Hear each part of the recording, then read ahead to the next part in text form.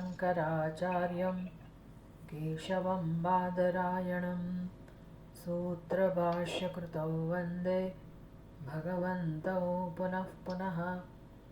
ईश्वरो गुरुरात्मेति मूर्तिभेदविभागिने व्योमवद्व्याप्तदेहाय दक्षिणामूर्तये नमः।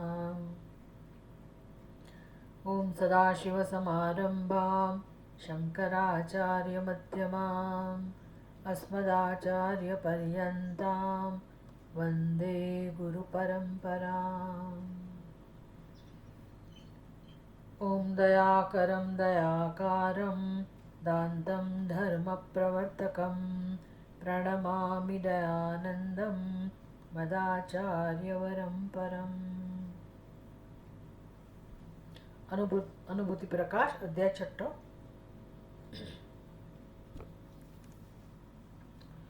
मुंडक उपनिषद पहलू मुंडक। अनुभूति प्रकाश में આપણે 10મા શ્લોક સુધી જોયેલું છે।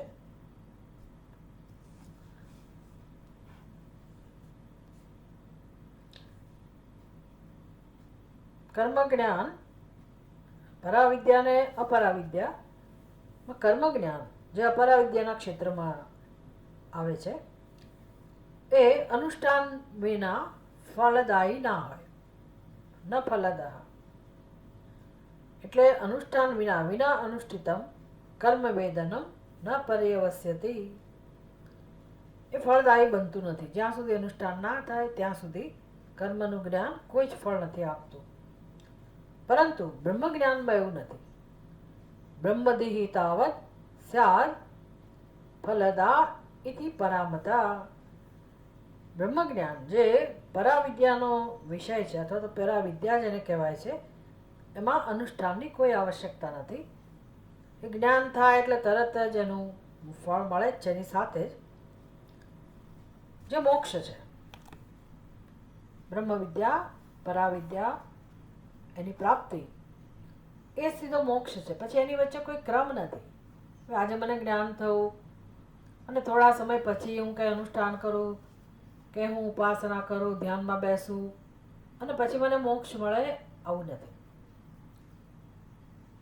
એટલે આપણે એને જ્ઞાન કહીએ છીએ કે જેમાં સત્યમાં પ્રતિષ્ઠા હોય છે, જ્યાં આત્મ સાક્ષાત્કાર કહેવાય, જેને અપરોક્ષ અનુભૂતિ કહીએ, એને જ ખરેખર બ્રહ્મવિદ્યા કહેવાય। એટલે કે બ્રહ્મ જ્ઞાનમાં નિષ્ઠા। હવે કોઈ શંકા નથી અને એ શ્રવણ મનન નિધિધ્યાસનને પરિણામે છે। શ્રવણથી જ્ઞાન થાય, જરૂર થાય, પણ એ પરોક્ષ જ્ઞાન છે। એટલે એક આ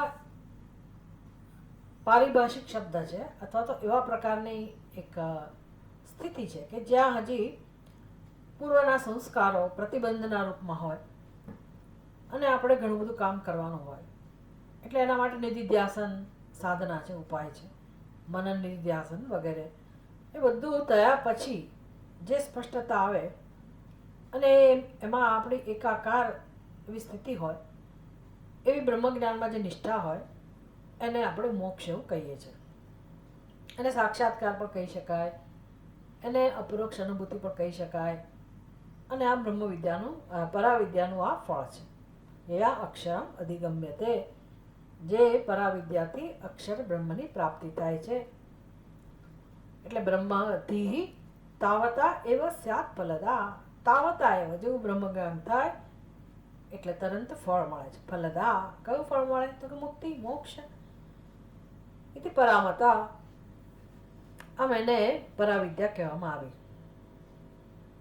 હવે પ્રશ્ન એ જ રહ્યો, જ્યારે શિષ્યને આ વસ્તુ સમજાઈ ગઈ હોય, દ્વે વિદ્યે વેદિતવ્ય પરાચ અપરાચ, અપરાવિદ્યા કઈ પરાવિદ્યા કઈ, અપરાવિદ્યાથી શું પ્રાપ્ત થાય પરાવિદ્યાથી શું પ્રાપ્ત થાય એ સમજાયું અને જેને મોક્ષમાં રસ છે તો હવે એને પરાવિદ્યાનો વિષય જે અક્ષર બ્રહ્મ છે યયા અક્ષરમ અધિગમ્યતે। ચલો ભાઈ અમે ઉપનિષદની મદદ તો લઈશું, શાસ્ત્રની મદદ જરૂર લઈશું, શ્રુતિ સ્મૃતિ વગેરે અને ગુરુ ઉપસદન અને મુખ્ય સાધન શ્રવણ મનન એ બધું પણ સ્વીકારીશું, પણ જાણવાનો વિષય શું છે જેને જાણવાનું છે એનું સ્વરૂપ કેવું છે, એ અક્ષરનો સ્વભાવ કેવો છે એ પણ જણાવવું જ જોઈએ. એટલે ઉપનિષદ હવે એનું વર્ણન શરૂ કરે છે. જે ઉપનિષદના મંત્રો આપણે જોયા, યદ અદ્રિક્ષમ અદ્રાક્ષમ અગ્રાહ્યમ, યત્તદ અદ્રિક્ષમ અગ્રાહ્યમ અગોત્રમ અવર્ણમ અચક્ષુશ્રોત્રમ તદપાણિપાદમ નિત્યમ વિભુમ સર્વગતમ સુસૂક્ષ્મમ તદવ્યયમ યદ્ભૂતયોનિમ પરિપશ્યંતિ ધીરાહ. આજે વર્ણન કર્યું એનું વર્ણન અનુભૂતિ પ્રકાશમાં હવે થઈ રહ્યું છે. તો 11મા શ્લોકમાં કહે છે, તદ્વેદ્યમક્ષરમ કીદૃગિતિ ચેત અભિધીયતે, તદ્વેદ્યમક્ષરમ કીદૃક ઇતિ ચેદભિધીયતે, જ્ઞાનેન્દ્રિયેણ વિજ્ઞેયમ ગ્રાહ્યમ કર્મેન્દ્રિયેણ વા. વેદ્યમ અક્ષરમ, તદ્વેદ્યમ અક્ષરમ, તદ અક્ષરમ, તે અક્ષર. કયું અક્ષર? તો સર્વનામ છે તદ અક્ષરમ. તો જેની જાણે કે બુદ્ધિમાં સ્પષ્ટ છે, કહેનારની બુદ્ધિમાં એ વિષય અત્યંત અપરોક્ષ છે. એટલે એના માટે પરોક્ષ વસ્તુ નથી. જાણી રહ્યો છે શિષ્ય એના માટે પરોક્ષ છે, પણ જે જણાવી રહ્યું છે એ શ્રુતિ હોય કે ગુરુજી હોય એની બુદ્ધિમાં આ વિષય અત્યંત સ્પષ્ટ છે. એટલે સર્વનામ વપરાયું, તદ વેદ્યમ અક્ષરમ. જે જાણવાનો વિષય છે એ અક્ષર બ્રહ્મ કીદૃક ઇતિ, એ કેવું છે એ જો પ્રશ્ન થતો હોય તો અભિધીયતે, અમે એનું વર્ણન કરીએ છીએ. જ્ઞાનેન્દ્રિયૈ ન વિજ્ઞેયમ કર્મેન્દ્રિયૈ ન વા ગ્રાહ્યમ. તો જ્ઞાનેન્દ્રિયૈ ન વિજ્ઞેયમ, જે જ્ઞાનેન્દ્રિયનો વિષય નથી, જ્ઞાનેન્દ્રિયથી જેને જાણી ના શકાય, અને કર્મેન્દ્રિયૈ ન વા ગ્રાહ્યમ, કર્મેન્દ્રિયથી એને પકડી ના શકાય. એટલે આપણો સંસાર, આપણું જીવન આટલું જ છે. કર્મેન્દ્રિયથી આપણે બધી વસ્તુઓનું ગ્રહણ કરીએ છીએ, વસ્તુઓને લાવીએ છીએ, એનો ઉપયોગ કરીએ છીએ, અને આપણા જીવનનો વ્યવહાર છે કે આપણા જીવનનો આધાર છે. આ જીવન જીવવાની રીત છે. એ વસ્તુઓને ગ્રહણ કરતા પહેલા આપણે જ્ઞાનેન્દ્રિયોથી ઓળખીએ છીએ, એને જોઈએ, સાંભળીએ, સ્પર્શીએ. જે પણ આપણે ખરીદી કરવા જઈએ દરેક વિષયમાં આપણે ચકાસણી કરીએ છીએ. આંખો જોવે માર્કેટમાં, સ્ટોરમાં કે ભાઈ આ વસ્તુ સારી છે, તાજી છે, ચમકતી છે, મને જોઈએ છે. આંખો બતાવે અને પછી પગ ત્યાં લઈ જાય. પછી હાથથી આપણે એને જરા તોલીએ, ચકાસીએ. સૂંઘવાની વસ્તુ હોય તો સૂંઘીએ, સાંભળવાથી એને એની ચકાસણી થતી હોય તો સાંભળીએ. જેમ પહેલાંના જમાનામાં માટલું ખરીદવા જાય લોકો, એટલે એની રીત હોય માટલું ખરીદવાની. ભાઈ આંખોથી તો દેખાયું આ માટલું બરાબર છે, પહેલાંને પૂછીએ લીધું કે ભાઈ શિયાળામાં બનાવ્યું છે, ઉનાળામાં બનાવ્યું છે, ક્યારે બનાવ્યું છે. પછી પાકું છે કે નહીં, કાચું છે કે પાકું છે એની ચકાસણી કરવા માટે આપણે એના ઉપર આઘાત કરીએ. એટલે આપણે જો આંગળીમાં રિંગ પહેરી હોય, કશું હોય તો એના પર ખટખટ ખટખટ ખટખટ કરીએ. અવાજ ઉપરથી ખબર પડે કે આ પાકું છે. આમ આપણે કોઈ પણ નાનો મોટો વ્યવહાર કરીએ છીએ એમાં જાણવાનો વિષય અને ઉપયોગમાં લેવાનો વિષય, એ બંને માટે આપણી જ્ઞાનેન્દ્રિયો અને કર્મેન્દ્રિયોનો ઉપયોગ આપણે કરીએ છીએ. જ્ઞાનેન્દ્રિયોથી તે વિષયનું જ્ઞાન પ્રાપ્ત કરીએ, ચકાસણી કરીએ, અને કર્મેન્દ્રિયોથી એ વસ્તુને આપણે લઈ આવીએ, ગ્રહણ કરીએ અને વાપરીએ, ઉપયોગમાં લઈએ. આ આપણો રોજબરોજનો વ્યવહાર છે.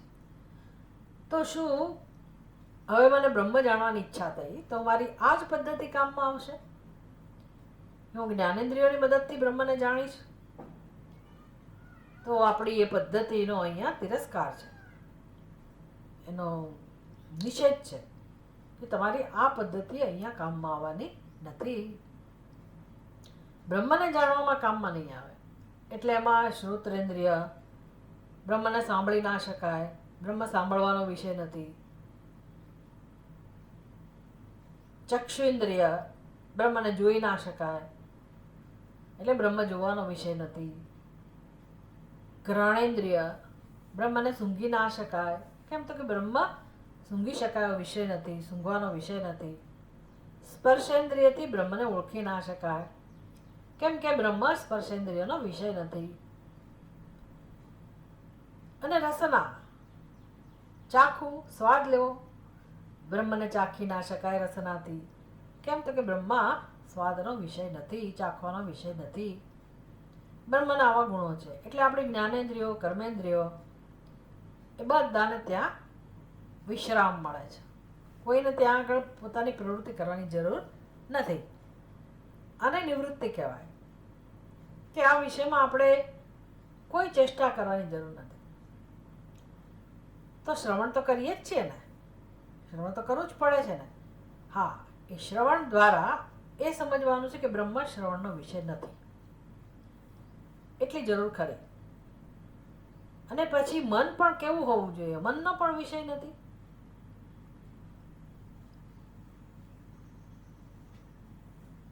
મન અને ઇન્દ્રિયો આ બધા ગયા બ્રહ્મને માપવા. મનસા સહ તો પાછા આવ્યા કે બ્રહ્મને જાણી શકાયું નહીં, એટલે મનનો પણ વિષય નથી બ્રહ્મ તો. આનું કારણ એક જ છે, આ કહેવાની એક રીત છે કે જેથી આપણે આપણી સાંસારિક પદ્ધતિ જે છે જીવન જીવવાની, અને એમાં જે પાયામાં જે સમજ રહેલી છે જે સાચી નથી, અથવા તો વ્યવહારમાં એ સમજ સાચી છે ભલે. કઈ સમજ? તો કે હું જ્ઞાતા અને જગતના વિષયો એ જ્ઞેય, આ બંને વચ્ચે ભેદ છે અને આપણો વ્યવહાર આપણે કરીએ છીએ, તો ત્યાં એ વ્યવસ્થા બરાબર છે. પણ અહીંયા જે જાણવાનો વિષય મારા કરતા ભિન્ન નથી, માટે જ્ઞાતા આ જ્ઞેયથી ભિન્ન નથી. એ જ્ઞાતા જે છે એનું જ આ સ્વરૂપ છે. એટલે પછી જેનાથી હું જ્ઞેય વિષયોને જાણું છું, જ્ઞેય વિષય જે અનાત્મા છે, આત્મા નથી, મારી બહાર છે, એને જાણવા માટે, ઓળખવા માટે મારી જ્ઞાનેન્દ્રિયો મને ઉપયોગી થાય, બરાબર છે. પણ આ જ્ઞાનેન્દ્રિયોને પણ પ્રકાશિત કરનાર જે છે, જ્ઞાનેન્દ્રિયોની પાછળ છે, અને જે જાણનારો છે એનું જ અધિષ્ઠાન છે, એનો જ આત્મા છે. માટે ત્યાં મન, બુદ્ધિ, જ્ઞાનેન્દ્રિયો, કર્મેન્દ્રિયો, કર્તૃત્વ, ભોક્તૃત્વ આમાંનું કશું કામમાં આવતું નથી. આ બધું નિવૃત્તિ થઈ. એટલે જીવનમાં નિવૃત્તિની જરૂર છે કે ભાઈ તમે બ્રહ્મને જાણવા માટે જાણતા પહેલા તમારા વ્યક્તિત્વને તૈયાર કરો કે જ્યાં બહુ બધો ઉત્પાત રહેલો છે સંસારમાં, કે હું આ કામ કરી લઉં, પેલું કામ કરી લઉં, આને મળી આવું, પેલાને મળી આવું, આ સિદ્ધ કરી લઉં, પેલું સિદ્ધ કરી લઉં, ને આટલી જવાબદારી પૂરી કરી લઉં. આ બધો સંસાર છે. બ્રહ્મને જાણવા માટે અમારી કોઈ પ્રવૃત્તિની જરૂર નથી. એટલું જ નહીં, એ પ્રકારના સંસ્કારોને પણ ધીરે ધીરે છોડવાના છે. એટલે પગ વાળીને બેસતા શીખવું પડે, એકાંતનું સેવન કરતા શીખવું પડે, અંતર્મુખ બનવું પડે, ગુરુના ચરણોમાં જઈને બેસવું પડે, બીજા બધા ભૌતિક ધ્યેયને તિલાંજલિ આપવી પડે. માટે આ બધી શરતો છે. અને જેમ જેમ આપણે બહિર્મુખ ઓછા થઈએ, અને એક દિવસ એવો આવે કે બહિર્મુખતા જાય આપણા સ્વભાવમાંથી અને કેવળ આત્મામાં રસ પડે, તો પછી મન, બુદ્ધિ, જ્ઞાનેન્દ્રિયો, કર્મેન્દ્રિયો બધા સહાયભૂત થાય અને આપણું કાર્ય સરળ બને. આપણા જીવનમાં અત્યારે અશાંતિ કેમ છે, સંઘર્ષ કેમ છે? કારણ કે આપણને જોઈએ છે શાંતિ, જે આત્માનો સ્વભાવ છે, અને દોડીએ છીએ બહાર વિરુદ્ધ દિશામાં. તો એમાં સ્વાભાવિક જ છે કે અશાંતિ મળે, સંઘર્ષ મળે. એટલે સંઘર્ષમય જીવન જ ખરેખર અશાંતિ ઉત્પન્ન કરે. અને એની પાછળ કારણ એક જ છે, ભેદ બુદ્ધિ, અજ્ઞાન. એટલે પછી આ ભોગતા કરતા ભોગતા કરતા ભોગતા અનાદિકાળથી બિચારો બોજો ઢસડ્યા જ કરે છે, કર્મો કર્યા કરે અને કર્મનું ફળ ભોગવ્યા કરે. આવી હાલત છે આપણી. એટલે વેદાંતનો સત્સંગ, ઉપનિષદનો સત્સંગ, ચિંતન, મનન આ બધા દ્વારા વ્યક્તિ ખરેખર જીવનમાં હળવી બનવી જોઈએ. વૈરાગ્યવાન બનવી જોઈએ, પરિપક્વ બનવી જોઈએ. હવે સંસારની સાથેના બહુ સંબંધ ના હોય એટલે સુખી હોય માણસ સ્વાભાવિક રીતે જ, એટલે ત્રાસ ના હોય, સંસારનો ચિંતન ના હોય, ટેન્શન ના હોય, આસક્તિ ના હોય, આઘાત ના હોય, વિચ્છેદ ના હોય કશાનો, અને ભગવાન સાથે જોડાયેલો હોય, ભગવાનની તરફ વિમુખ હોય. આ બધું લાવવું પડશે, આમ નામ નહીં થાય. જ્યાં સુધી આપણે આ બધું કેળવીશું નહીં આપણી અંદર, ત્યાં સુધી આપણને મોક્ષ મળવાની સંભાવના નથી. મોક્ષ એટલે શાંતિ, યાદ રાખવાનું, પરમ શાંતિ મળવાની સંભાવના નથી. એટલે આ સમજ છે, આ પણ જ્ઞાન છે. આપણે દોડ્યા જ કરીએ છીએ, સત્સંગ કરવા છતાંય માણસ બહારની તરફ જ દોડે છે. એનો અર્થ કે એને બિચારાને સમજાયું જ નથી. શું કરીએ? દોડ્યા જ કર, દોડ્યા જ કર. એટલે જૂના સંસ્કારો જતા જ નથી. પૂર્વમાં જાય, પશ્ચિમમાં જાય, ઉત્તરમાં જાય, દક્ષિણમાં જાય, દોડ્યા જ કરે. શરીર ના પાડે તોય દોડે, ઇન્દ્રિયો થાકી ગઈ તોય દોડે. આમ બધું એને ભોગવવું જ છે, માણવું જ છે. તો એ અંતર્મુખ ક્યાં થયો વ્યક્તિ? અને ગુરુ પાસે તો ગયો જ નથી ક્યારેય, ગુરુની સેવા તો કરી જ નથી. એટલે પોતાની જાત ગુરુ પાસે નથી ગયા, એટલે પોતાની જાત પાસે પણ નથી ગયા.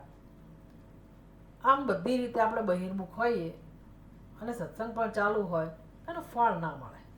પછી માણસને શ્રદ્ધા ઉઠી જાય કે વેદાંતથી કંઈ થતું નથી. વેદાંત એટલે શું? તો કે સમજવાની વસ્તુ છે, અને આપણે સમજવા તૈયાર નથી થતા. આપણી બુદ્ધિને આપણે સમજવા માટે તૈયાર નથી કરતા.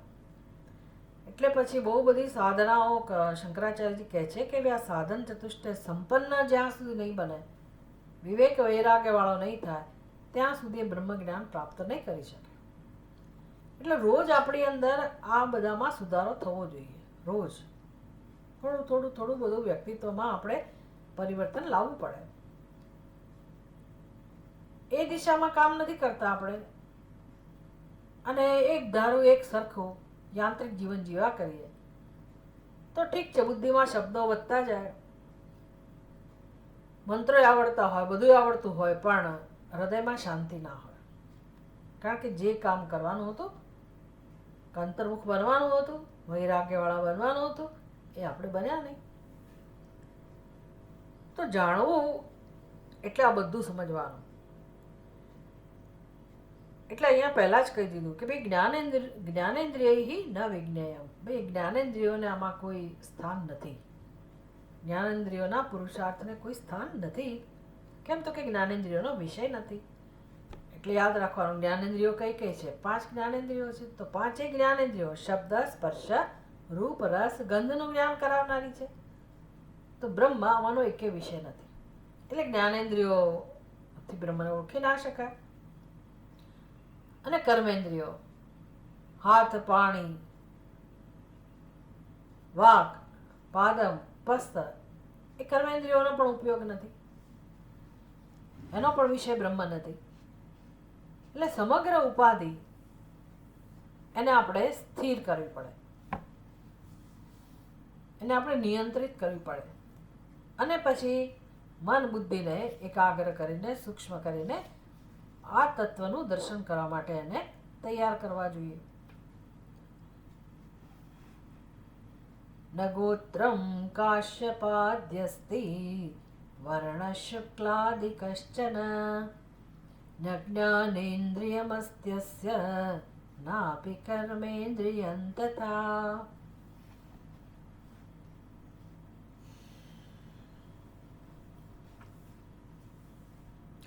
न गोत्रम काश्यपादि अस्ति वर्णः शुक्लादिकः च न ज्ञानेन्द्रियम् अस्ति अस्य न अपि कर्मेन्द्रियं तथा.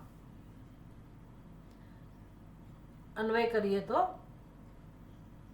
अस्य बीजी पंक्तिમાં મધ્યમાં અસ્ય, અસ્ય એટલે આ બ્રહ્મને, તેને, અસ્ય એટલે તેને, ન ગોત્રમ કાશ્યપાદિકમ, કાશ્યપાદિ એટલે કશ્યપ ગોત્ર, પારાશર્ય ગોત્ર, જે કંઈ જેટલા પણ ગોત્ર હોય એમાંનો કોઈ પણ ગોત્ર એ બ્રહ્મનો ધર્મ નથી. આપણું ગોત્ર હોય, એ ફલાણા ફલાણામાં ગોત્ર, અમારું આ ગોત્ર છે, પણ બ્રહ્મનું કોઈ ગોત્ર નથી. આ એની વિશેષતા થઈ. એટલે તદ્દન આપણી સમજથી વિરુદ્ધ. આપણે આત્માને ગોત્રવાળો સમજીએ છીએ કે હું ફલાણા ગોત્રમાં છું. અહીંયા તો કહે છે કે આ આત્મ સ્વરૂપને, અક્ષર સ્વરૂપને, આત્માને, પરમાત્માને ન કાશ્યપાદી ગોત્રમ અસ્તિ, એને કોઈ ગોત્ર નથી. ન શુક્લાદિક વર્ણ અસ્તિ, કોઈક બધી વસ્તુનો કોઈક ને કોઈક રંગ હોય કે ભાઈ આનો લીલો રંગ છે, પોપટી રંગ છે, વસ્ત્રનો કેસરી રંગ છે, દરેકને પોતાના રંગ હોય. પાઠ્યપુસ્તક છે તો એના પાના જે છે એનો સફેદ રંગ છે, અક્ષરોનો કાળો રંગ છે, દરેક વસ્તુના રંગ હોય. તો બ્રહ્મને કેવી રીતે ઓળખવું? તો કે એનો કોઈ રંગ નથી. શુક્લાદિક, સફેદ, કાળો, પીળો, રાતો, કોઈ રંગ નથી. એટલે રંગહીન છે, ગોત્રહીન છે.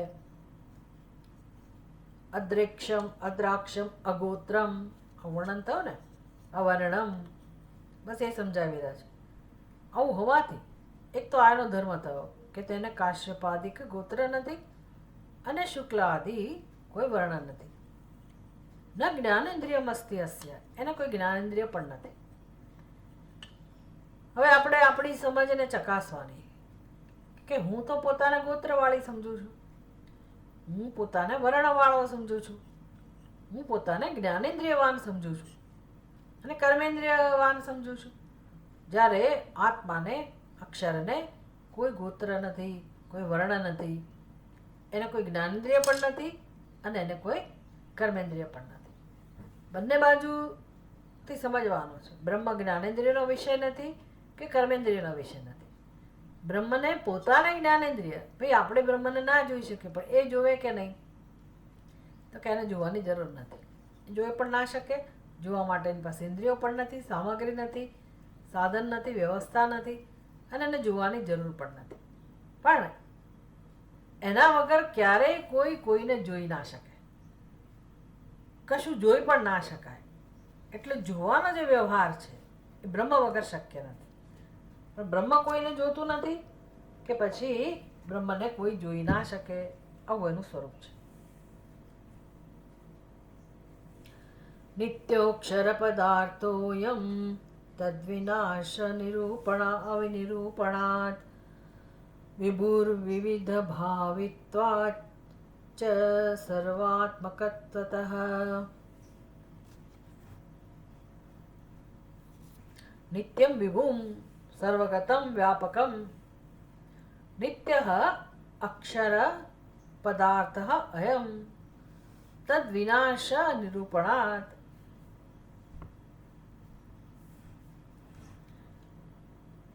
વિભુઃ વિવિધ ભાવિત્વાત ચ સર્વાત્મકત્વતઃ.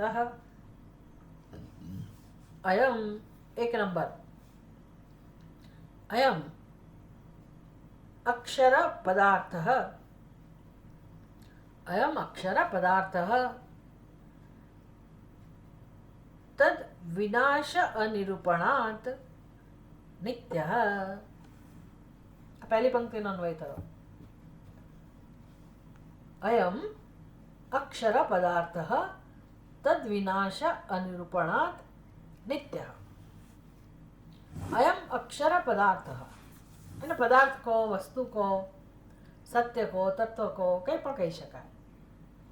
તો આ અક્ષર તત્વ, અક્ષર બ્રહ્મ, અયમ અક્ષર પદાર્થ, આ અક્ષર બ્રહ્મ એ એના વિનાશનું નિરૂપણ ન થઈ શકે.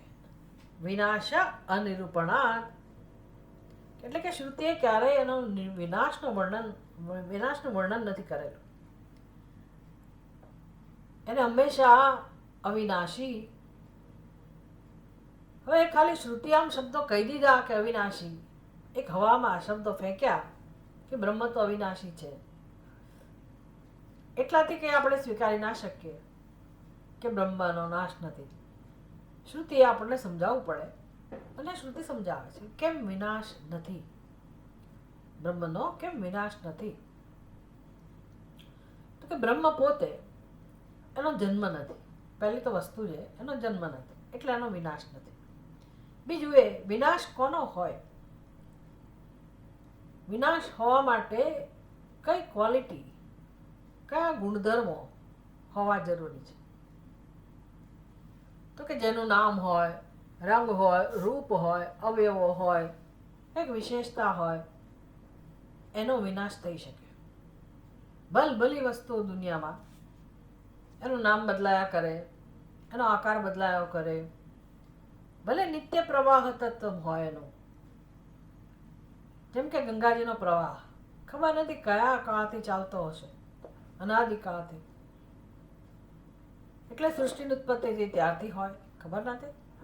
પણ છતાંય તમે જાઓ ત્યારે એ પ્રવાહ જેને કહીએ છીએ એમાં તો પરિવર્તન છે જ. પાણી તો ક્યાંનું ક્યાંય જતું રહે છે. વળી એમાં પણ એના દેશકાળમાં પણ પરિવર્તન આવ્યા કરે છે. દેશમાં બી કઈ જગ્યાએ પહેલાં વહેતી હોય, હવે ત્યાં ના વહેતી હોય, જ્યાં ના વહેતી હોય ત્યાં હવે પ્રવાહ જતો હોય. આ બધા પરિવર્તન તો અંદર હોય જ. અને પ્રલય કાલે બધું સમાપ્ત થઈ જાય, જળબંબાકાર થઈ જાય. એટલે દુનિયામાં કોઈ પણ વસ્તુ એવી નથી કે જેનું નામ, રંગ, રૂપ, આકાર, વિશેષતાઓ, એના અવયવો બધું એવું ને એવું જ હોય એવો કોઈ પદાર્થ નથી. બધામાં પરિવર્તન આવે, એટલે કે બધું નાશવંત છે. બ્રહ્મમાં એનું કોઈ નામ નથી, રંગ નથી, રૂપ નથી, કોઈ વિશેષતા નથી, એમાં અવયવો નથી, કોઈ ક્રિયા નથી, માટે એનું નિરૂપણ જ શક્ય નથી કે આવું આવું છે. અને નાશ માટે જે યોગ્યતા જોઈએ એ યોગ્યતા નથી, એટલે એનો નાશ શક્ય નથી. માટે એને નિત્ય કહેવામાં આવે છે. અવિનાશ નિરૂપણાત, અનાશ નિરૂપણાત, અથવા તો વિનાશ અનિરૂપણાત. એના વિનાશનું કોઈ વર્ણન નથી. અને ઉપરથી કેવું વર્ણન છે? તો કે નિત્ય. એટલે કે અક્ષર બ્રહ્મ નિત્ય છે, સર્વદા જ છે, અભાવરૂપ પણ નથી. જે વસ્તુ અસ્તિત્વમાં જ નથી એનો વિનાશ ના હોય. તો કે ના, એવું નથી. છે તો ખરું, જેનો ધર્મ તો હોવો જ છે, પણ વિનાશ નથી, એટલે નિત્ય છે. હવે આપણે છે ને આ સમજતી વખતે સતત એક હોમવર્ક કરવાનો છે, ચિંતન કરવાનું છે. એવું કયું તત્વ હોય કે જેનો નાશ જ ના હોય અને હોય પાછું? હોવું કોનો સ્વભાવ છે?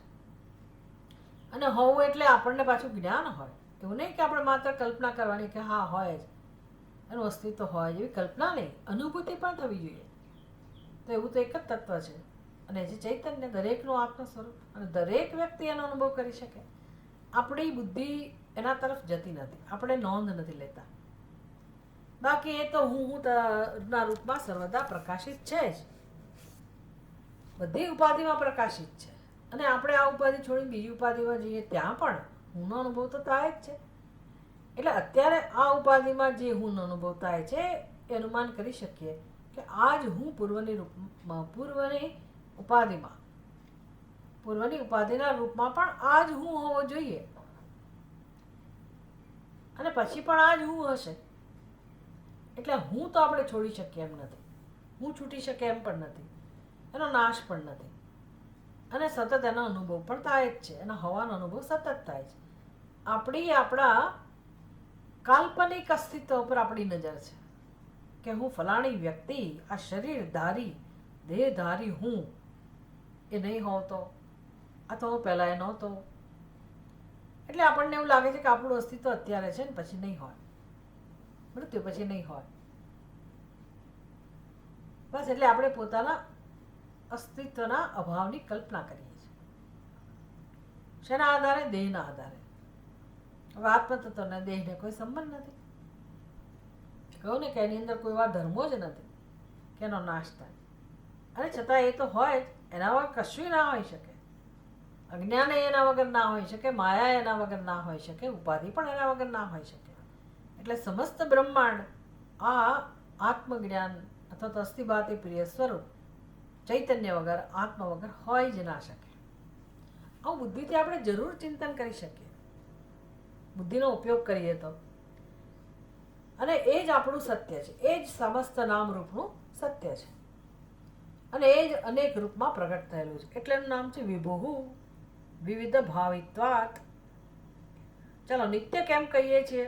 કારણ કે એના વિનાશનું વર્ણન નથી, માટે નિત્ય. વિભુ કેમ કહીએ છીએ?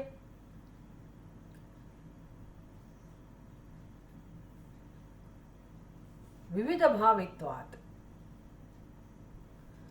સર્વાત્મકત્વતઃ.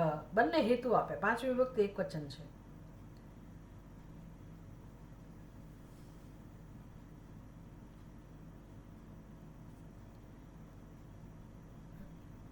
અનિરૂપણાત એ પણ પાંચમી વિભક્તિ એક વચન.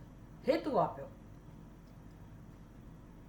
તદ વિનાશ અનિરૂપણાત, એના વિનાશનું નિરૂપણ નહીં હોવાથી નિત્ય છે.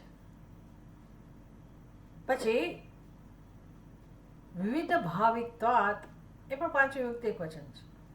અનેક રૂપમાં અનુભવાય છે માટે.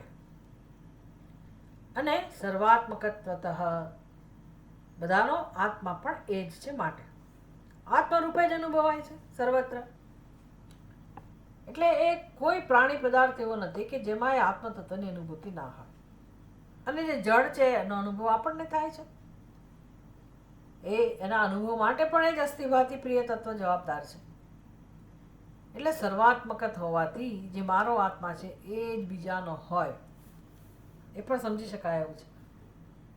મને જે ધારણ કરે છે, મારા શરીરને જે ધારણ કરે છે, મારા મન બુદ્ધિને જે ધારણ કરે છે, મારા વિચારોને જે પ્રકાશિત કરે છે, મારા સમગ્ર વ્યક્તિત્વને જે પ્રકાશિત કરે છે, એ જ તત્વ અન્ય ઉપાધિને પણ પ્રકાશિત કરનાર છે. એ જ હોવું જોઈએ.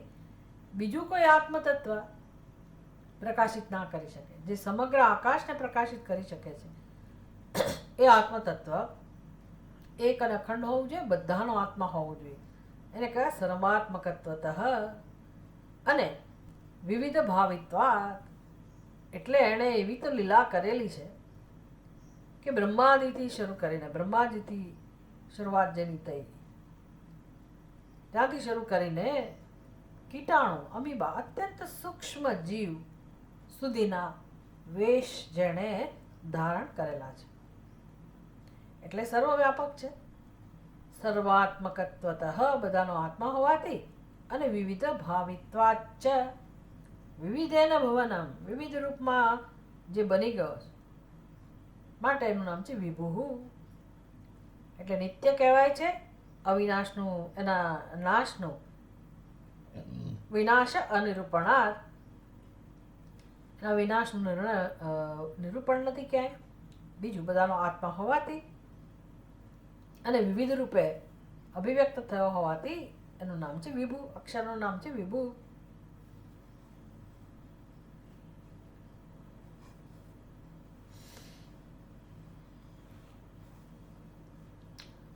સારું, કઈ વાંધો નહીં. પણ એને એ સર્વગત છે કે નહીં? અક્ષર તત્વ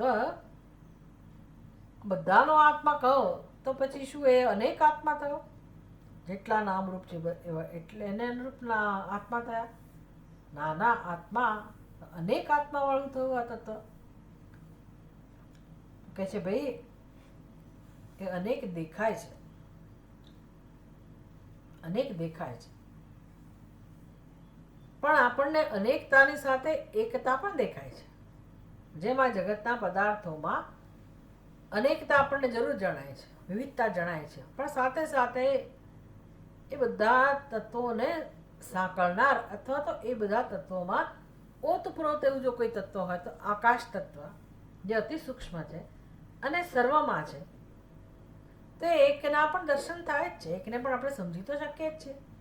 ભલે આપણી નજર એના ઉપર ના હોય, આપણે એની નોંધ ના લેતા હોઈએ, પણ એ એક અને અખંડ તત્વ તો છે જ. તો આકાશ જો એક અખંડ તત્વ હોય તો આકાશનો આધાર કોણ?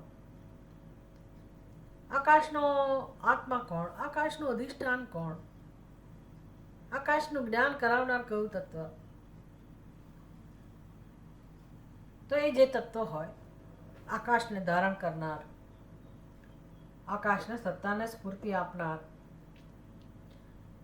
તો કે જ્ઞાન સ્વરૂપ જ હોય, અસ્થિભાતિ પ્રિય સ્વરૂપ જ હોય, અને એ અખંડિત જ હોય.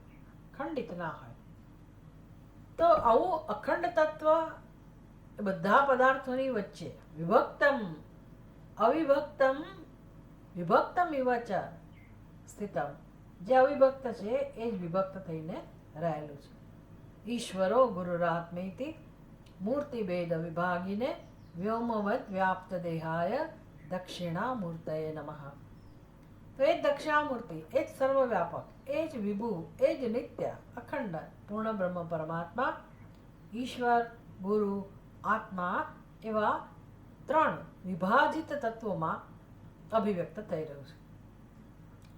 તો એ અભિવ્યક્ત થઈ રહ્યો હોય ત્યારે ખરેખર કે એમાં વિભાગ થઈ જતા નથી. આકાશ પણ વિભક્ત હોય એવું જણાય છે, પણ એમાં ખંડ થતા નથી, એ અખંડ જ હોય છે. 14મા શ્લોકમાં આપણને એ વસ્તુ સમજાવે છે. આકાશવત સર્વગોતઃ પરિચ્છેદો ન દેશતઃ ન કાલતોપી નિત્યત્વાत् વિભુત્વાન્નાપી વસ્તુતઃ. આકાશવત સર્વગઃ અતઃ પરિચ્છેદઃ ન દેશતઃ ન કાલતઃ અપી નિત્યત્વાत् વિભુત્વાत् ન અપી વસ્તુતઃ. હવે અન્વય કરીએ. આકાશવત સર્વગઃ અતઃ દેશતઃ ન પરિચ્છેદઃ કાલતઃ અપી ન પરિચ્છેદઃ નિત્યત્વાत् કાલતઃ અપી ન પરિચ્છેદઃ અને વિભુત્વાत् વસ્તુતઃ ન અપી પરિચ્છેદઃ. આ પરિચ્છેદ શબ્દ આપણે બધે લઈ જવાનો. અહીંયા એને અખંડતા સિદ્ધ કરે છે અક્ષર બ્રહ્મની. ખંડતા શેના આધારે સિદ્ધ થાય? ખંડતા એટલે વિભાગ અથવા તો ભેદ. એક નામરૂપ અને બીજા નામરૂપની વચ્ચે આપણને જે ભેદ જણાય છે એ બહુ શબ્દ મહત્વનો છે. ભેદ જે જણાય છે એ જણાવવા માટે કયા પરિબળો જવાબદાર છે? તો કે જેમ કે આ ક્લિપ અને બીજી આ ક્લિપ, આ બે ક્લિપ એકબીજા કરતા ભિન્ન છે. ક્લિપ કરતા પેન જુદી છે, પેન કરતા માઇક્રોફોન જુદું છે. આમ દરેક વસ્તુ એકબીજા કરતા ભિન્ન આપણને જણાય છે. એની પાછળ મુખ્ય કારણ કયું છે? નામરૂપ તો જુદા જુદા છે તો બરાબર છે, પણ દેશતઃ કાલતઃ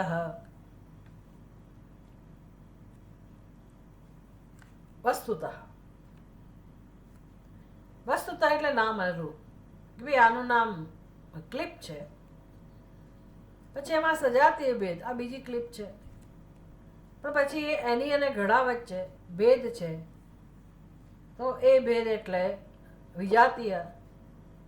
પછી આ ક્લિપની અંદર જ અવયવો હોય તો સજાતીય ભેદ. આ બધા વસ્તુતઃ ભેદ થયા. આ વસ્તુ આ છે, બીજી વસ્તુ બીજી છે, વસ્તુતઃ ભેદ છે. એના રંગરૂપ જુદા છે, કાર્ય જુદું છે, નામ જુદું છે વગેરે. પછી બીજો ભેદ કયો હોય? દેશતઃ.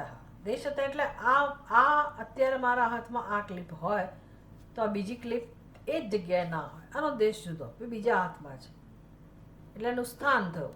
દેશતઃ એટલે દેશ જુદા જુદા હોવાથી બંને વચ્ચે ભેદ જણાય. ત્રીજું કાલતઃ. આ ક્લિપ ક્યારે બની એ ખબર નથી, પહેલી ક્લિપ ક્યારે બની એ ખબર નથી, આ ક્યારે તૂટી જાય તો પહેલી ક્યારે તૂટી જાય ખબર નથી. એટલે બંનેનો કાળ એ જુદો જુદો છે. એટલે દેશ, કાળ અને વસ્તુ ત્રણ એવા છે કે દરેક જગ્યાએ એ પરિચ્છેદ એટલે કે એની મર્યાદા બાંધી દે છે. આપણી ઉપાધિ અમુક વર્ષો પહેલાં નહોતી, અત્યારે છે, પછી નહીં હોય, તો કાલતઃ પરિચ્છેદ ઉપાધિનો થઈ ગયો. દેશતઃ અત્યારે આપણે ઘરમાં હોઈએ તો બહાર ના હોઈએ, અમુક સ્થળે અમુક સમયે અમુક જગ્યાએ જ હોઈએ. દેશતઃ પરિચય બંધાઈ ગયા. અને ભાઈ હું માણસ જ છું, પશુ પક્ષી નથી, હું બીજો કોઈ પદાર્થ નથી. અને આ ઉપાધિનું સ્વરૂપ આ જ પ્રકારનું છે ને કે વસ્તુતઃ. તો ત્રણેય દેશ, કાળ અને વસ્તુ એ ત્રણેય શું કરે છે? ત્રણેય દ્રષ્ટિબિંદુથી આપણે જ્યારે વસ્તુને ઓળખીએ અને સમજીએ ત્યારે જ એક વસ્તુ બીજી વસ્તુ કરતાં ભિન્ન એને સમજી શકાય. એટલે ભેદ માટે કયું તત્વ જવાબદાર છે? દેશ, કાળ અને વસ્તુ. હવે બ્રહ્મ અક્ષર એ કેવું છે? તો કે જુઓ, એનો સ્વભાવ તો કેવો છે? આકાશવત સર્વગત સર્વગઃ. એ આત્મા ક્યાં નથી? ચૈતન્ય ક્યાં નથી? તો કે આકાશ ક્યાં નથી? આકાશ સર્વત્ર છે. હા, અમુક અવસ્થામાં આકાશ નથી, બરાબર છે, પણ ચૈતન્ય તો એ અવસ્થામાં છે. કોઈ અવસ્થા એવી નથી કે જ્યાં ચૈતન્ય ના હોય. અમુક અવસ્થામાં આકાશ ના હોય. સુષુપ્તિમાં આકાશનો અનુભવ નથી આપણને, ત્યાં આકાશ નથી, પણ સુષુપ્તિમાં ચૈતન્ય તો હોય જ. ચૈતન્ય ક્યાંય ન હોય એવું ના બને. પણ સમજવા માટે આપણી પાસે દૃષ્ટાંત છે આકાશનો.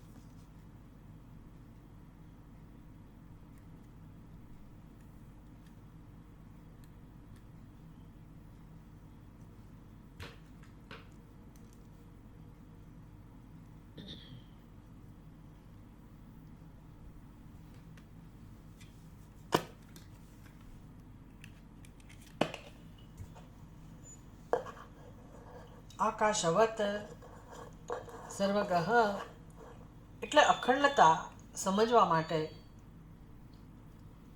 અપરિચ્છેદ સમજવા માટે, સર્વગતત્વ સમજવા માટે દ્રષ્ટાંત કયું છે આપણી પાસે? તો કે આકાશ. એટલે ચૈતન્યની સરખામણીમાં આકાશ કદાચ અખંડ ના હોય, પણ ચૈતન્ય એ આકાશનું પણ અધિષ્ઠાન છે. એટલે આકાશની જેમ સર્વગઃ, આકાશની જેમ સર્વવ્યાપક છે. અતઃ સર્વગઃ અતઃ આવું હોવાથી આ હેતુ થયો. અક્ષર બ્રહ્મ આકાશની જેમ સર્વગત છે, માટે પરિચ્છેદ ન અસ્તિ, એની કોઈ મર્યાદા નથી. કયા દ્રષ્ટિબિંદુથી મર્યાદા નથી? દેશતઃ. એટલે અમેરિકા જાઓ તો આકાશ તો હોય, આફ્રિકા જાઓ તો આકાશ તો હોય, ધ્રુવ ઉપર જાઓ તો પણ આકાશ તો હોય. આકાશ સર્વત્ર હોય. એટલે દેશતઃ એને કોઈ મર્યાદા નથી, પરિચ્છેદ નથી. તો ચૈતન્યને કેવી રીતે હોય? આકાશનું પણ અધિષ્ઠાન છે. એટલે એ પણ સર્વગહ હોવાથી, સર્વવ્યાપક હોવાથી એને દેશતઃ એનો કોઈ પરિચ્છેદ નથી. ન કાલતઃ અપી, કાળથી, કાળના દૃષ્ટિબિંદુથી પણ એમાં કોઈ પરિચ્છેદ નથી. દેશ થકી તો નથી, પણ કાળના દ્રષ્ટિબિંદુથી પણ નથી. એટલે આકાશ ક્યારે ન હોય? સતયુગમાં આકાશ નહીં હોય, દ્વાપર યુગમાં આકાશ નહીં હોય, ત્રેતા યુગમાં આકાશ નહીં હોય, અત્યારે તો છે જ. તો કે કોઈ પણ યુગની કલ્પના જ્યારે કરો ત્યારે આકાશ હોય જ, ન હોય એવું ના બને, અને કાળ પણ હોય જ. એટલે કાળ વગર કોઈ યુગની કલ્પના પણ શક્ય ના બને. જગતના બધા પદાર્થો એવા છે બીજા બધા કે ભાઈ અમુક કાળમાં હોય અને અમુક કાળમાં ન હોય. એટલે એ કાળના દૃષ્ટિબિંદુથી પરિચ્છિન્ન હોય. ભાઈ આ જમાનાની વાત છે, એ જમાનાની વાત છે, રામચંદ્રજીના સમયની આ વાત છે. ભાઈ સમય જતો રહ્યો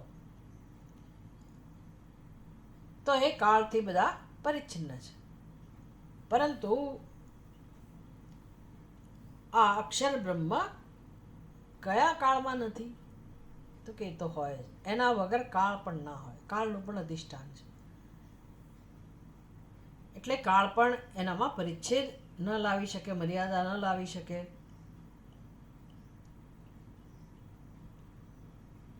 માટે એને કહેવાય છે નિત્ય. ન કાલતઃ અપી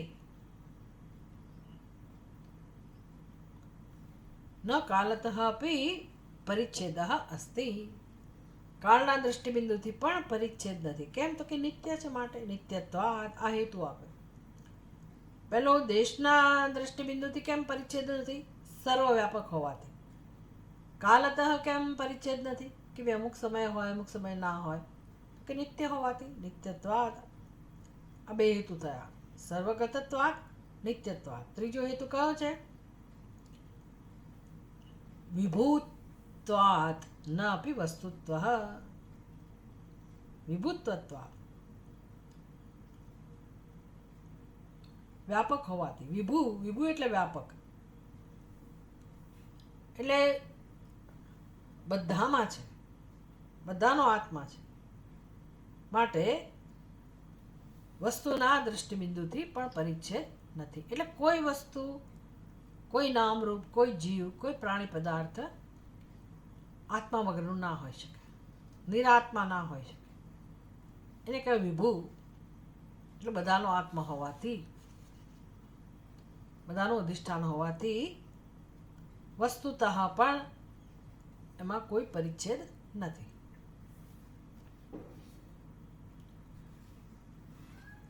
આગળ કહે છે 15મા શ્લોકમાં,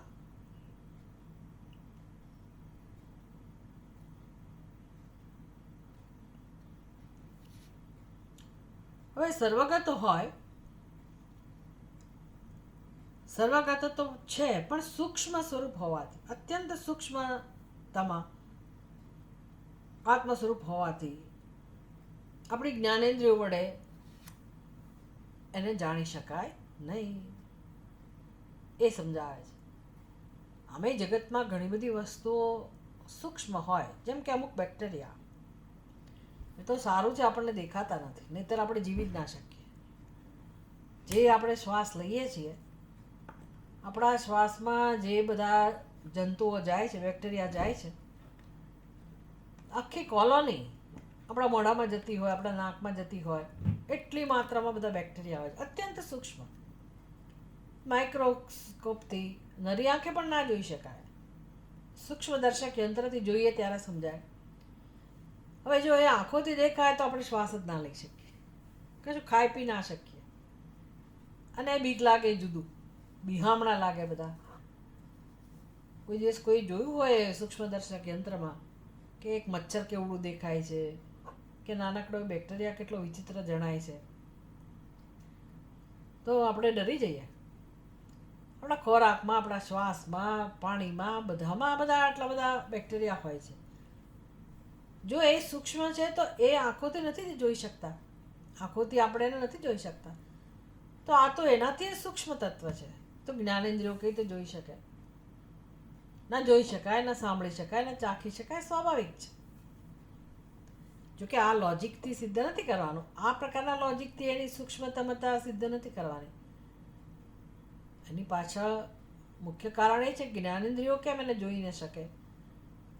એનું મુખ્ય કારણ એ છે કે ભાઈ જ્ઞાનેન્દ્રિયોને જોવાનું સામર્થ્ય જેની પાસેથી મળે છે, એને કઈ રીતે જોઈ શકાય? જ્ઞાનેન્દ્રિયો કેવી રીતે જોઈ શકે? એટલે બધી જ્ઞાનેન્દ્રિયોના મૂળમાં એ છે, એની પાછળ એ છે.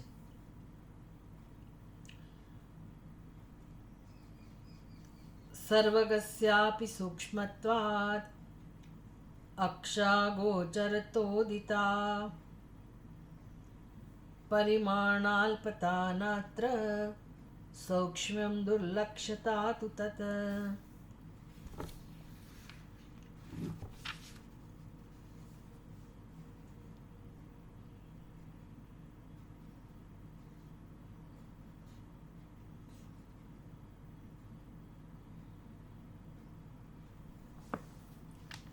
સર્વગસ્યાપી સૂક્ષ્મત્વાत् અક્ષાગોચરતા ઉદિતા અક્ષાગોચરતા ઉદિતા પરિમાણ અલ્પતા નત્ર સૌક્ષ્મ્યં દુર્લક્ષ્યતા તુ તત. સર્વગસ્યાપી માં અન્વય છે જ પહેલી પંક્તિમાં. સર્વગસ્યાપી સૂક્ષ્મત્વાत् અગોચરતા ઉદિતા. ભલે એ સર્વગ હોય, સર્વત્ર રહેલું હોય, છતાં પણ સર્વગસ્ય અપી એ સર્વવ્યાપક હોય છતાં પણ સર્વગત હોય. કોની વાત છે? બ્રહ્મ તત્વની, અક્ષર બ્રહ્મની, આત્માની. એ સર્વગમ હોવા છતાં પણ સૂક્ષ્મત્વાत्. સૂક્ષ્મત્વાत् એટલે એ અત્યંત સૂક્ષ્મ છે, સૂક્ષ્મતાની પરાકાષ્ઠા. સૂક્ષ્મત્વાत् અગોચરતા ઉદિતા. તસ્ય આ બ્રહ્મની અગોચરતા એટલે કે એને આંખ તો અક્ષર એટલે પછી સમજવાનું બધી ઇન્દ્રિયો. અક્ષર એટલે આંખ, પણ છતાંય એ ઉપલક્ષણ છે, બધી ઇન્દ્રિયો સમજી લેવાની. એને ઇન્દ્રિયોને અગોચર કહેવામાં આવ્યું છે. જગત કેવું છે? ગોચર છે ઇન્દ્રિયો માટે, એટલે કે ઇન્દ્રિયોનો વિષય છે. જ્યારે આ બ્રહ્મ આત્મા અગોચર છે. તો અગોચરતા ઉદિતા એને કહેવામાં આવ્યું ને આગળના શ્લોકમાં. જ્ઞાનેન્દ્રિય ન વિજ્ઞેયમ 11મા શ્લોકમાં કહેવામાં આવ્યું. તદ્યદ અક્ષરમ કીદૃગીતિ ચેત અભિધીયતે. એ કેવું છે? તો કે જ્ઞાનેન્દ્રિય ન વિજ્ઞેયમ કર્મેન્દ્રિય ન વા ગ્રાહ્યમ. એટલે એ કહે છે કે ભાઈ સર્વગ છે છતાં પણ ભાઈ સર્વગ ના હોય ને તો એવું કહી શકાય કે ભાઈ અમુક જગ્યાએ જાઓ તો જ તમને ગોચર થાય, જોઈ શકાય. બધે ના હોય એટલે બધે ના જોઈ શકાય. પણ આ તો બધે જ છે. કોઈને પણ દેખાવું જોઈએ, ક્યારેય પણ દેખાવું જોઈએ? તો કે ના, કોઈ એને જોઈ ના શકે. કેમ? તો કે અત્યંત સૂક્ષ્મ છે. એટલે સર્વગત હોવા છતાં પણ એ અત્યંત સૂક્ષ્મ છે, માટે એને ઇન્દ્રિયોનું અગોચર કહેવામાં આવ્યું.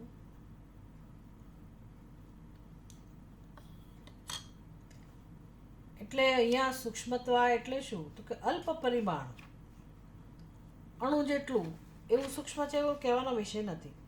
પરિમાણ અલ્પતા ન અત્ર સૌક્ષ્મ્યમ દુર્લક્ષ્યતા તુ તત. એટલે સૂક્ષ્મ કહ્યું એટલે એવું નહીં સમજવાનું કે અણુ જેટલું સૂક્ષ્મ. આમ એનું માપ કાઢી શકાય.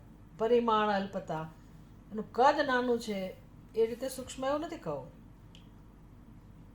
ત્યારે કેવી રીતે છે? સૂક્ષ્મ્યમ દુર્લક્ષ્યતા તુ તત, કે ભાઈ એને સમજવું અત્યંત કઠિન છે. એ દ્રષ્ટિએ એને સૂક્ષ્મ કહેવામાં આવે. અક્ષર તત્વ અત્યંત સૂક્ષ્મ છે, માટે દુર્લક્ષ્ય, એને જાણી ના શકાય. જાણી ના શકાય એવું હોવાથી એને સૂક્ષ્મ કહેવામાં આવે. તો હવે એ સૂક્ષ્મતાને એનું વર્ણન કરે છે 16મા શ્લોકમાં. હસ્તગ્રાહ્યો ઘટસ્થૂલ ધ્વનિ સૂક્ષ્મ તદગ્રહાત સ્વરૂપ સૂક્ષ્મમેતત સ્યાત અક્ષરેપી ભવેદિદમ. હસ્તગ્રાહ્યઃ ઘટઃ સ્થૂલઃ ધ્વનિः સૂક્ષ્મઃ તદ અગ્રહાત સ્વરૂપ સૌક્ષ્મ્યમ એતત એતત સ્યાદ અક્ષરેપી ભવેદિદમ. અન્વય કરીએ તો ઘટઃ હસ્તગ્રાહ્યઃ સ્થૂલઃ ધ્વનિઃ તદ અગ્રહાત સૂક્ષ્મઃ.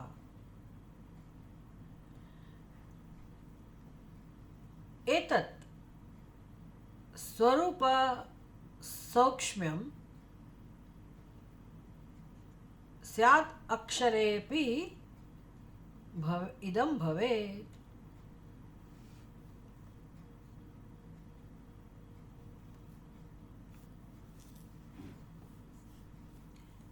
દ્રષ્ટાંત સાથે સમજાવ્યું આપણને કે સૂક્ષ્મતા અહીંયા કઈ રીતે સમજવાની છે. બ્રહ્મની સૂક્ષ્મતા, અક્ષર બ્રહ્મની સૂક્ષ્મતા, આત્માની સૂક્ષ્મતા કઈ રીતે સમજી શકાય.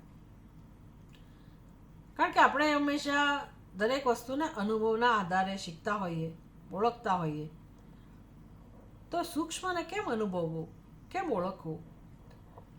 તો કે હસ્તગ્રાહ્ય ઘટઃ, ઘટઃ હસ્તગ્રાહ્ય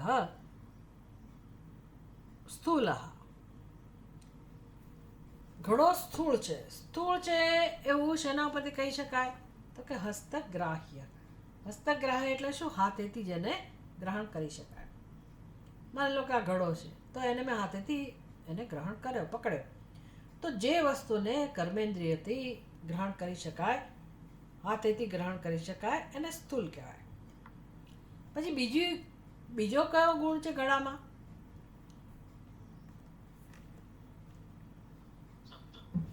ઘડાનો અવાજ,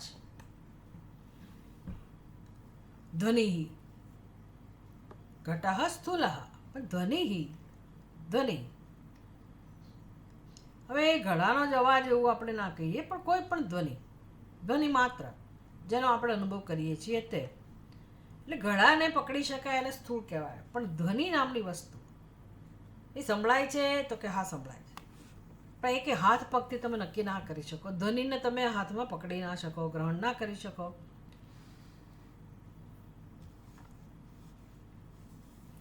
એટલે ધ્વનિ અર્થાત શબ્દ તદ અગ્રહાત, આ હેતુ આપ્યો, એને ગ્રહણ ના કરી શકાય.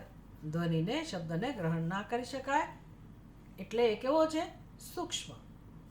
ઘડો સ્થૂલ છે. કેમ? તો કે એને કર્મેન્દ્રિયોથી ગ્રહણ કરી શકાય. ધ્વનિ શબ્દ એ કેવો છે? તો કે સૂક્ષ્મ. કેમ? તો કે એને કર્મેન્દ્રિયોથી ગ્રહણ ના કરી શકાય. સ્વરૂપ સૌક્ષ્મ્યમ, આ સૂક્ષ્મતા થઈ. આ એનું સ્વરૂપ સૌક્ષ્મ.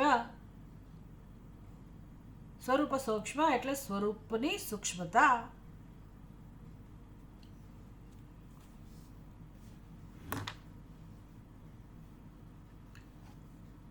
અને સૂક્ષ્મતા કહેવાય. બસ આ જ રીતે અક્ષરેપી ઇદમ ભવેત. અક્ષર બ્રહ્મમાં પણ આવું જ છે. સ્વરૂપ સૂક્ષ્મ એટલે અવાજનું, ધ્વનિનું સ્વરૂપ કેવું છે? તો કે સૂક્ષ્મ. કેમ? તો કે એને કર્મેન્દ્રિયથી ગ્રહણ ના કરી શકાય.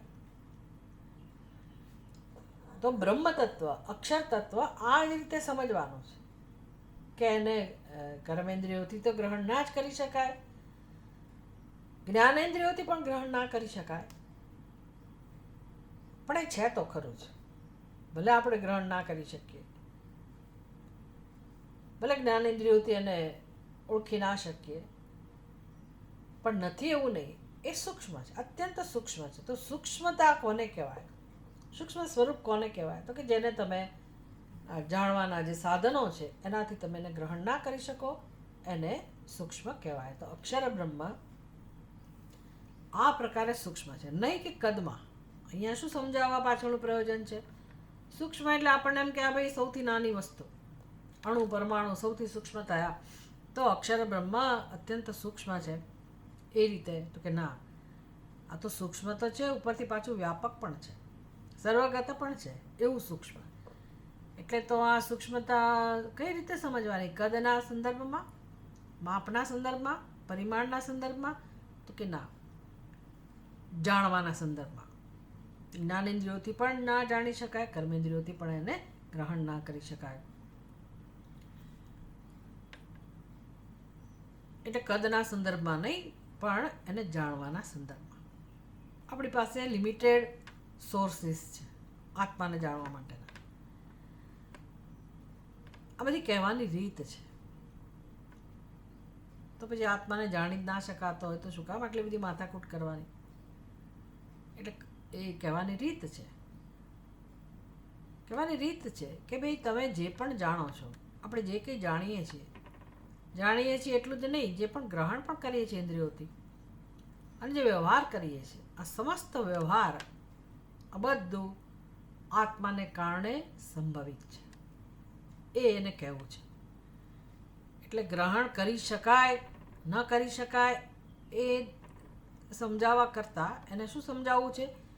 જે ગ્રહણ કરનાર છે, જે જાણનાર છે, તે જ આ બ્રહ્મ છે, એ જ આ અક્ષર સ્વરૂપ છે. એટલે સૂક્ષ્મ કહું કે આ અનાત્મા નથી, મારાથી ભિન્ન નથી. જે ગ્રહણ કરી શકાય, જેને જેને જાણી શકાય, ઓળખી શકાય, અનુભવી શકાય, એ બધું મારાથી ભિન્ન છે, અનાત્મા છે. એટલે આપણી એ પ્રકારની જે ઓળખવાની રીત છે, એ રીત કામમાં આવે એવી નથી. એટલું જ નહીં, એની સૂક્ષ્મતા એવી છે કે એને તમે જ્ઞાનેન્દ્રિયો કર્મેન્દ્રિયોથી જાણી ના શકો, ઓળખી ના શકો, પકડી ના શકો. એનો અર્થ કે એને પકડવાની જરૂર નથી, ગ્રહણ કરવાની જરૂર નથી, ઓળખવાની જરૂર નથી. કેમ તો કે તમારાથી ભિન્ન જ નથી, એ જણાઈ જ રહ્યો છે, અજાણ નથી, અને એ જ છે, અને એના સિવાય કશું નથી. એને કારણે જ બધું જણાય છે, એને કારણે જ બધું ઓળખાય છે. આવું આપણી અંદર કંઈક આ પ્રકારની વિચારધારા જન્માવવા માટે આ વર્ણન કરવાની રીત છે કે ભાઈ આપણું ધ્યાન આત્મ સ્વરૂપ તરફ જાય, જાણનારા તરફ જાય. જે આપણે જાણીએ છીએ એમાંથી આપણે આપણા પોતાના સ્વરૂપને, જાણનારને મહત્ત્વ આપીએ, તો પછી ઓળખાશે, તો પછી સમજાશે. આવતીકાલે આપણે આગળ જોઈશું. ઓમ પૂર્ણમદ પૂર્ણમિદમ પૂર્ણાત પૂર્ણમુદચ્યતે પૂર્ણસ્ય પૂર્ણમાદાય પૂર્ણમેવાવશિષ્યતે. ઓમ શાંતિ શાંતિ શાંતિ. હરિ ઓમ શ્રી ગુરુભ્યો નમઃ. હરિ ઓમ.